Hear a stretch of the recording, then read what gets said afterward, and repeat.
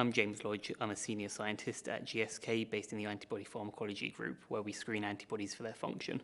I joined the Promega Symposium to learn about the different biological assays that are taking place in the industry to make sure that we're always staying up to date with the state of the art. The day's been great. I've learned so much from all the different organisations that are here presenting on their work, and I've been given the opportunity to talk about the work that I've done at GSK. The networking sessions and the poster sessions in the breaks between the presentations have been really useful.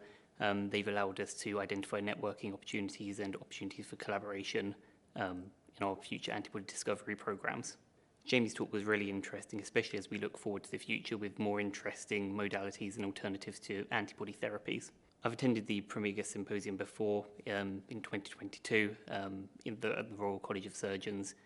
It was equally interesting there, and I'm sure it will be interesting in the future as well.